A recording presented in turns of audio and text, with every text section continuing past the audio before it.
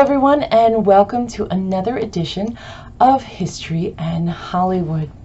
Now this time around we're going to be focusing on just one year in Hollywood, their greatest year of all, 1939.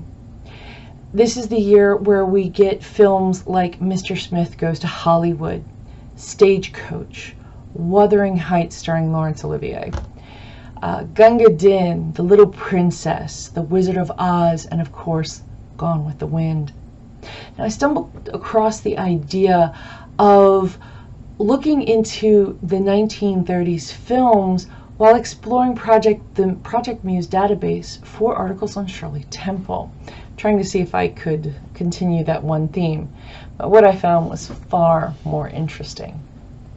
Now, I could spend hours talking about these films just on their own merits and not even linking them to their historical contents. My husband swears I should just go and work with Turner Classic Movies and get this over with, but I have to keep this under the time limit. So I want to tell you about 3 different films and the articles that I found that went with them. The first one is called Hollywood's India, The Meaning of RKO's Gunga Din by Friedrich Kopel-Jeher and Blair B. Kling. Now in this article, it looks at Gunga Din, the movie, as an exploration of Indian independence versus British colonialism. And it looks at everything, you know, in the context of World War II. Even though the film is not set in that time, you have all of those political aspects filtering in. The United States is now a superpower, and Britain after World War I is on the decline. You have America still riding on the high of the Philippine Independence Act of 1935. Americans believe in the Wilsonian word liberation, and having countries really stand on their own and have that self-determination that we fought so hard for. So, it goes on, both the article talks about how, the idea of the empire film, which included things like Wee Willie Winkie with Shirley Temple, really came to an end shortly after 1939. Now, you remember at this point in time, we have not joined World War II yet, but it is happening in Europe. So we know what's going on. We can see this happening. And, still trying to say we need to have India stand on their own. One of the fascinating things I found in this article was they took the idea of Gunga Din, which was, written about India and Indians, and compared them to Westerns that were made from American history, and including the idea of the noble savage, whether they are a Native American or an Indian, and how they go through and try to help their white counterparts. It really was a great article to look at how, you can start expressing some of these other ideas of, independence while still talking about, a colonial empire. The next article was all about The Wizard of Oz. Now, who doesn't remember Dorothy emerging from her home to that technicolored munchkin land? Or when she clicks her heels together and says, "There's no place like home." You gotta love those shoes. But in her article, There's No Place Like Home, The Wizard of Oz and American Isolationism, Lynette Carpenter, claims that Dorothy's statement is a larger claim of Americans not wanting to get involved in affairs outside of their own borders.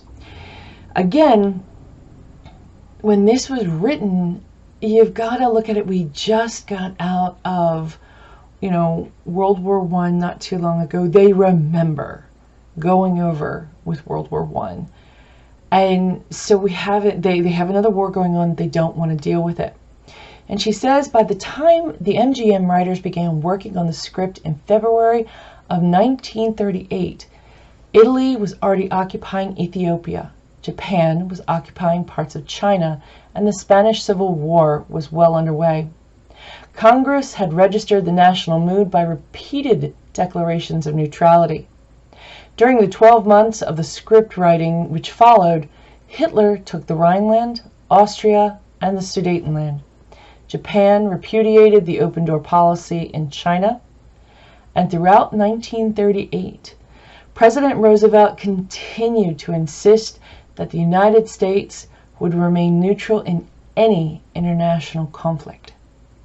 Now, if you've all of this going on outside of what you're doing, and you've got this great film that you're writing, what better way to really cement that idea of isolationism than to put it into this film?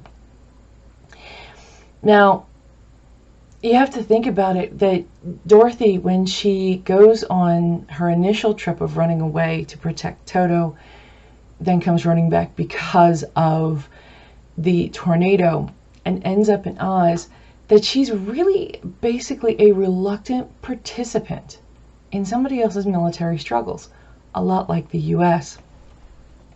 And it puts a whole new spin on Dorothy's journey. Carpenter goes on to discuss the visual images MGM uses to highlight this idea that Dorothy is your new all-American girl next door from America's heartland. And how can you beat that? That's like red, white, and blue. Throw the flag up in the air. Everything's great. You know, she is mom and apple pie. And they recreate Kansas as this idealized version of home. And even the use of color, when you look at the sepia version when she's at home, and then the colorized version of Oz. One of the key things that she talks about is even the political structure of Oz and how it represents what's going on outside of America.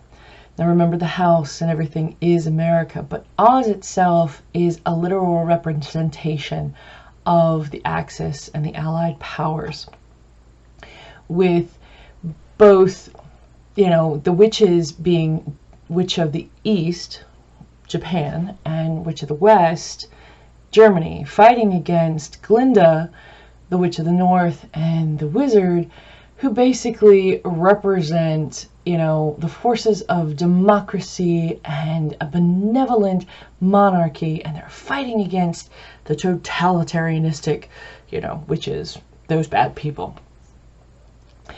But Carpenter's assessment is really, truly a remarkable. When I read the article, I started to watch the film, and yes, it was on this evening, with a bit of a discerning eye.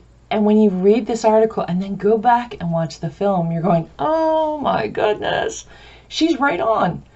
That Dorothy is now more of a mythical hero, coming in, stepping in, liberating, making everything better, but still that same sweet girl from Kansas. And it ends up being how Americans feel about World War II. Now the final article is on one of the most beloved movies of all time, Gone with the Wind. Now you can cue up the Terra theme, and you have waves of nostalgia riding on those notes. You can see Terra in the background, the sun setting scarlet in a silhouette. In the foreground, well, you know, frankly, my dear, I am not Scarlett O'Hara, but it is still a great film. And Geraldine Higgins explores the Irishness of Gone with the Wind in the article Terra, the O'Haras, and the Irish Gone with the Wind. Now, Higgins probes the idea of cultural identity for the Irish and their place within Southern society, including issues of religion, politics, and even racial relations. Now, most Irishmen were not plantation owners. They were sharecroppers who came to America But Gerald O'Hara was. Many Irish immigrants dealt with NENA, no Irish need apply, where they couldn't get jobs except in the most dangerous fields like, police, fire, things like that. But the O'Haras were wealthy.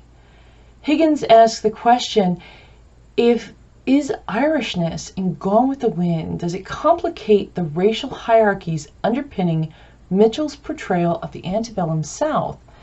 Tara and the O'Haras are a significant ethnic marker in Gone with the Wind, and it penetrates the traditional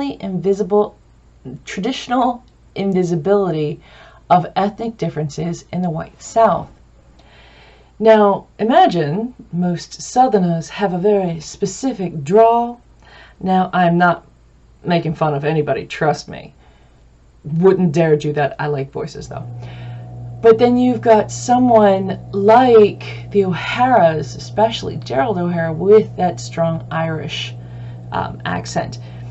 And, she asks these questions and brings to the forefront that Mitchell herself was of Irish Catholic descent. So having strong Irish characters like Mr. O'Hara and, of course, Scarlett would make sense.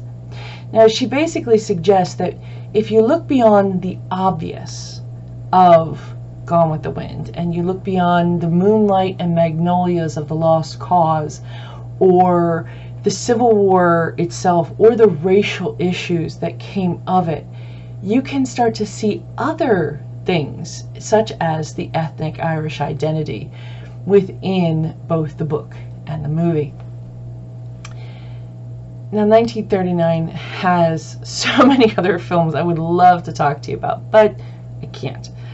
So I am going to leave you with one of the best movie endings I have ever seen. And I hope you enjoy it. See you next week. Red! You go. Where shall I go? What shall I do? Frankly, my dear, I don't give a damn.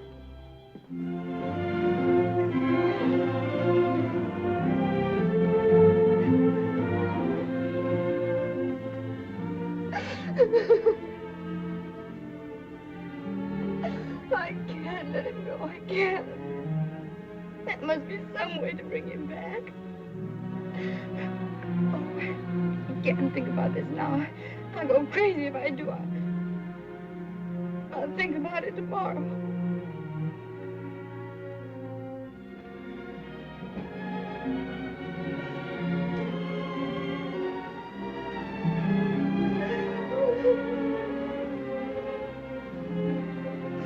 But I must think about it. I must think about it. What is it? What is it that matters? You mean to tell me, Katie Scarlett O'Hara, that Tara doesn't mean anything to you? My man's the only thing that matters. It's the only thing that lasts. Something you love better than me, though you may not know it. Tara, it's this from which you get your strength. Red Earth of Tara. My man's the only thing that matters. It's the only thing that lasts. Something you love better than me, though you may not know it. Tara, this from which you get your strength.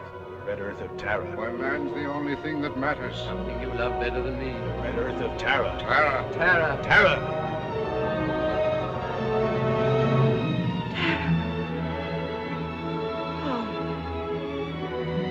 I'll go home. But I'll think of some way to get him back. After all, tomorrow is another day.